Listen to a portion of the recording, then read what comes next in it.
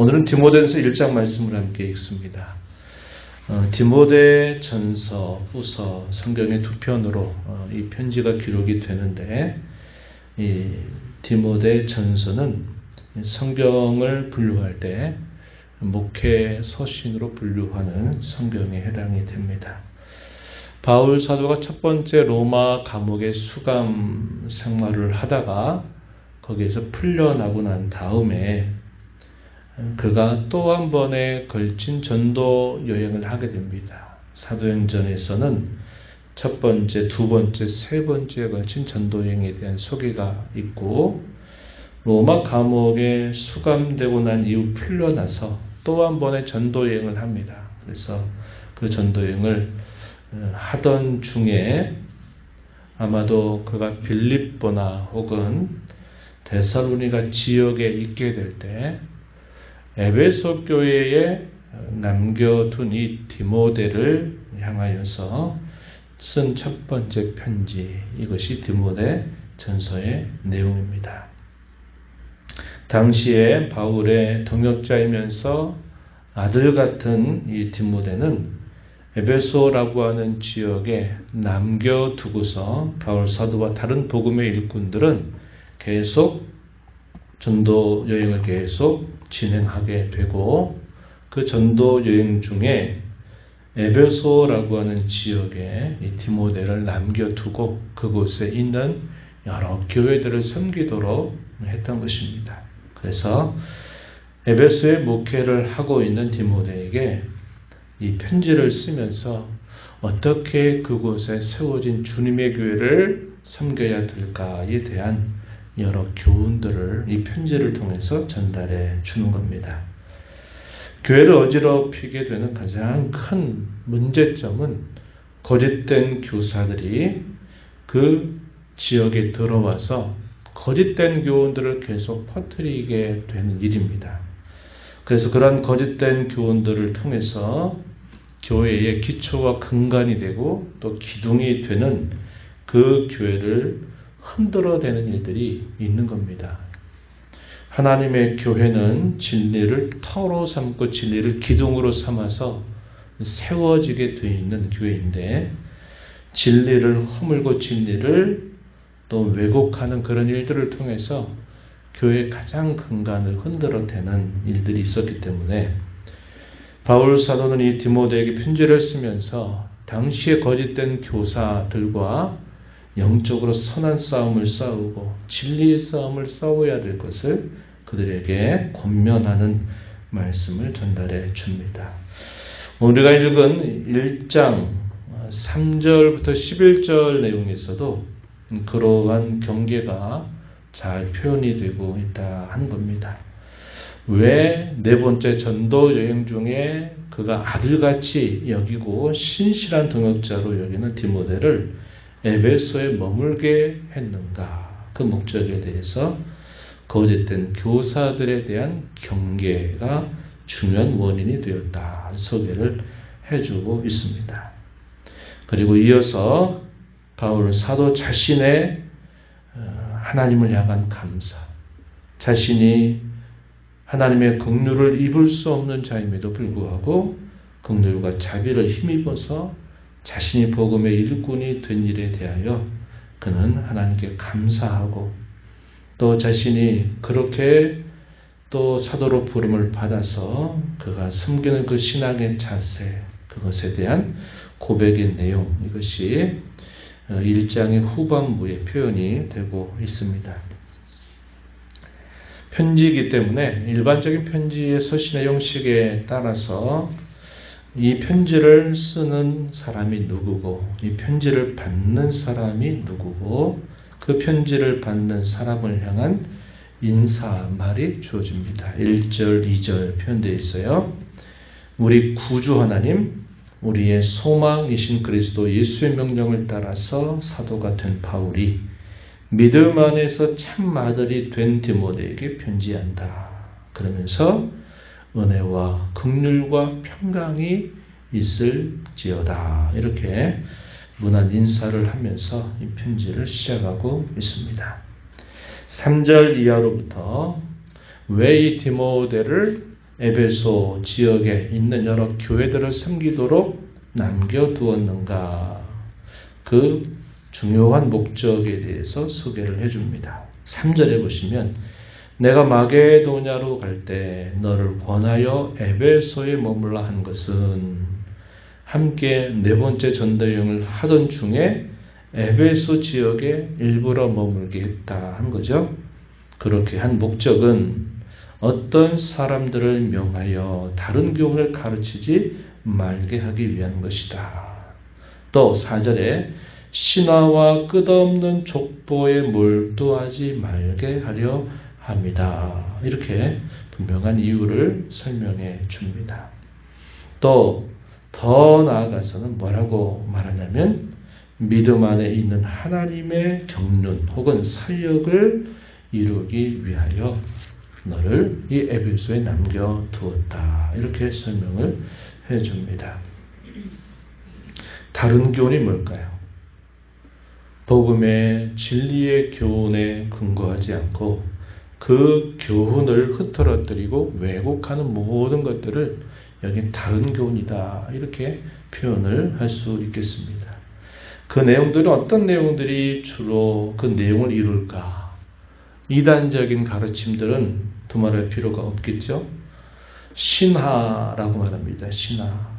로마 당시에 퍼져 있는 로마 사상들, 로마 신화와 같은 이런 것들이다. 이렇게 이해할 수 있겠고, 끝없는 족보에 몰두한다 하는 일들, 이런 것들 쭉 보면 당시의 로마 사상도 역시 교회의 진리의 교훈과는 분명한 차이가 있다는 것을 보고요.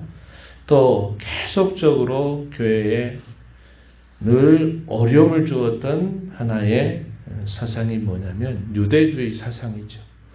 율법주의적인 그런 신앙이 계속적으로 교회에 만연하게 되는 그런 위험이 있었던 겁니다. 그래서 그러한 다른 교훈을 가르치지 말게 하기 위해서 사람들로 하여금 당시의 로마 사상이라든지 신화 그리고 끊임없이 따라다닌 유대주의 이런 것들에 그들이 빠지지 않도록 하기 위해서 더 나아가서는 하나님 믿음 안에 있는 하나님의 사역을 잘 이루게 하기 위해서 남겨두었다. 그 분명한 목적을 소개를 해줍니다.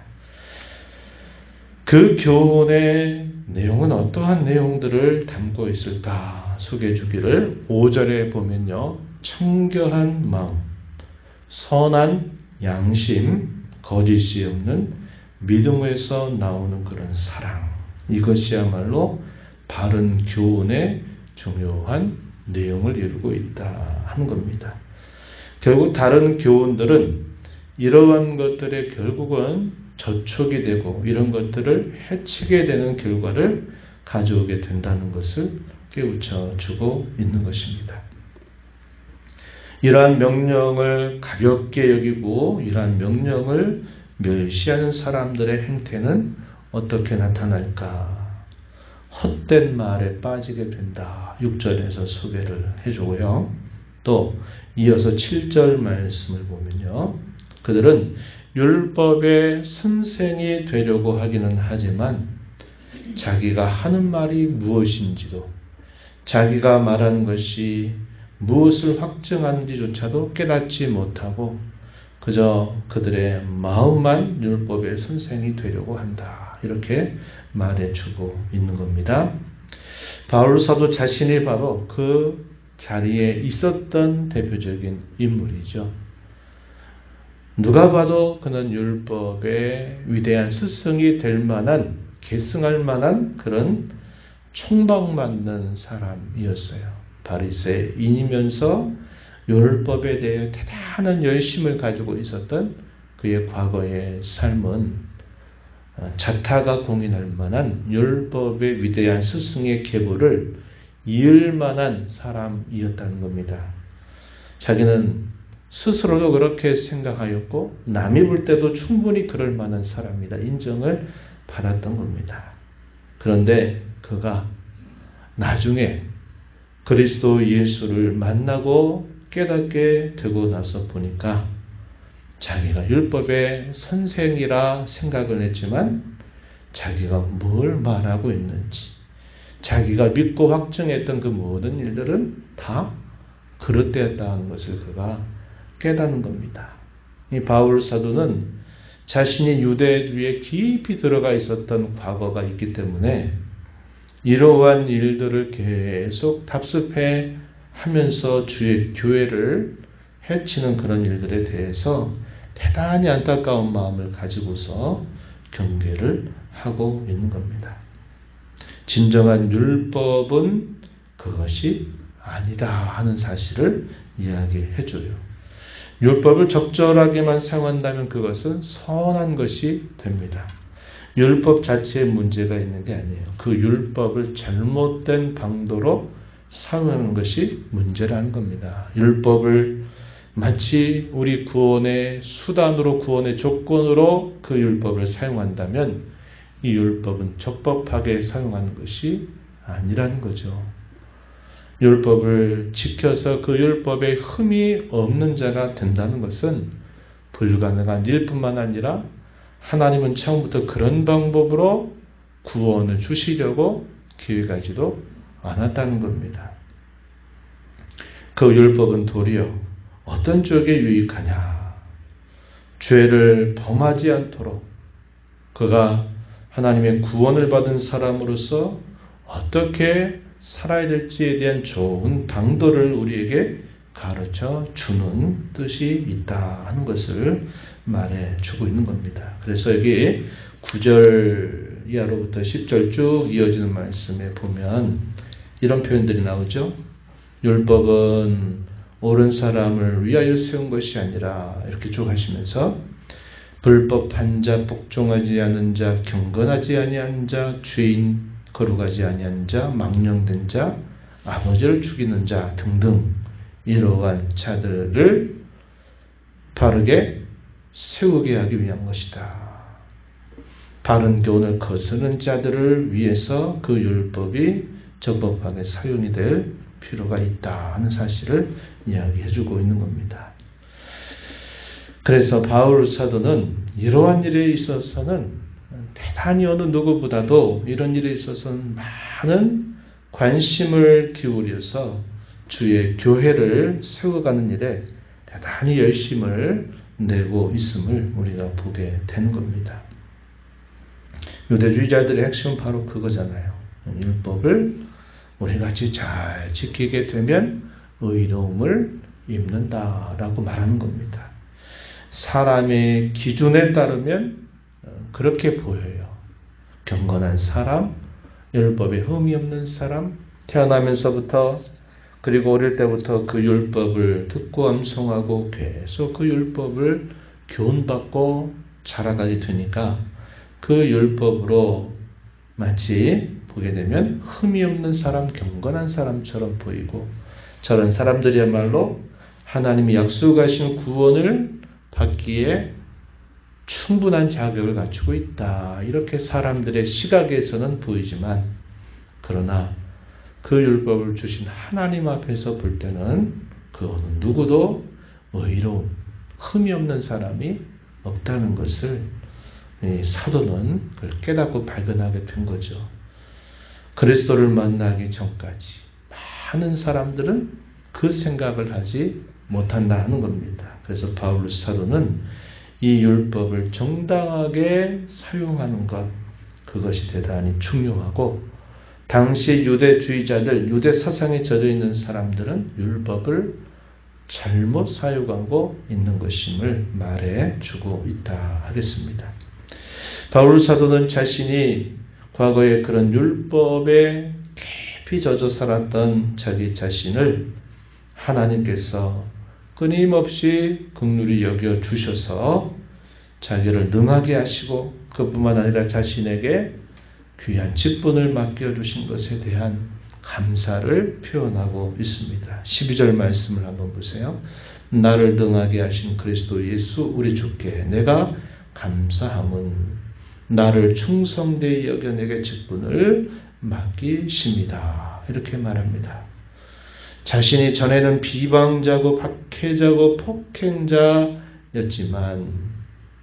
도리어 긍휼을 입은 그것은 하나님의 전적인 은혜였다는 사실을 말해줍니다. 14절에 우리 주의 은혜가 그리스도 예수 안에 있는 믿음과 사랑과 함께 넘치도록 풍성하였다. 이렇게 고백하면서 자기와 같은 그러한 비방자, 박해자, 폭행자와 같은 인물이었지만 하나님이 자기에게 놀라운 은혜와 긍휼을 베풀어 주셔서 자기를 이러한 직분을 맡겨주셨다. 이렇게 고백하면서 감사를 하고 있습니다.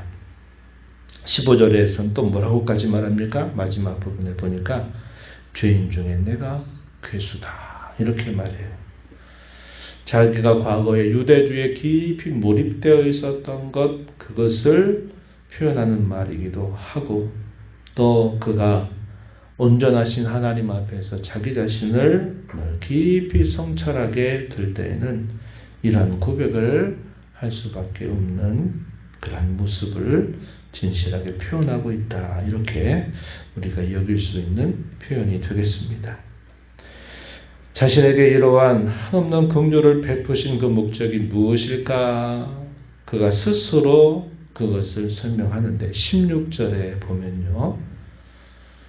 주를 믿어 영생 얻는 자들에게 본이 되게 하실 목적으로 자기와 같은 사람에게 한량없는 긍휼을 베풀어 주셨다. 이렇게 말해 줍니다. 자신의 과거를 고백하고 자기의 삶에 놀라운 변화가 어떻게 이루어졌고 그 변화를 주신 하나님의 기대가 무엇인가를 그가 명백하게 표현해 주고 있는 것은 그가 그리스도를 자신의 구주로 모시고 그리고 오랜 세월 동안 이 4번에 걸친 전도 여행을 계속 해오면서 그가 항상 잊지 않는 그의 가슴에 새겨진 매우 중요한 그의 삶의 모토와도 같았던 것이다. 이렇게 우리는 이해할 수 있는 표현이 됩니다. 저와 여러분도 마찬가지여야 합니다. 그리스도 바깥에 있었던 우리 자신의 모습에 대한 생각, 또 그리스도를 만남으로 말미암아 변화되어 새로운 인생을 살게 된 그 일에 대한 감사, 또 그렇게 자신에게 은혜를 베푸신 하나님의 기대하심, 그것이 무엇인 줄을 언제나 생각하면서 우리의 남은 삶을 살아가는 자세가 우리가 꼭 필요합니다. 우리가 어떠한 삶을 계속 반복적으로 살다 보면요, 안주하게 되는 일이 항상 따라옵니다.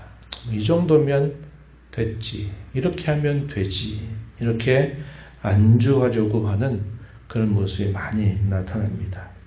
반복적인 일, 또 익숙해지는 그런 일들이 계속 있다 보면은 더 내가 앞을 향해서 전진해야 되겠다 하는 마음보다 그저 똑같은 그 생각에 젖어서 그런 모습에 안주하면서 이 정도면 됐다, 이렇게 생각하게 될 때가 많습니다. 그러나 우리는 그렇게 살아서는 안 될 사람들이에요. 주님이 저와 여러분을 향해서 끊임없이 은혜와 긍휼과 자비를 베푸셔서 우리에게 귀한 직책이나 여러 직분이나 그리스도인으로 부르시면서 우리에게 부여해 주신 그 사명을 감당하는 일에 있어서는 결코 안주하지 않아야 하고 앞을 향해서 끊임없이 전진하려고 하는 자세를 우리는 가지고 살아가야 합니다. 하루하루의 날이 바뀌는 것들, 또 이렇게 새로운 달을 우리에게 주신 이 모든 것들은 그러한 기회를 우리에게 계속 주시는 주님의 뜻이 있다 생각을 해야 합니다. 그래서 9월의 또 첫날, 또 이 한 달을 시작하면서 이러한 또 기대와 목적을 가지고 전진해 나가는 저와 여러분이 되기를 바라는 것입니다.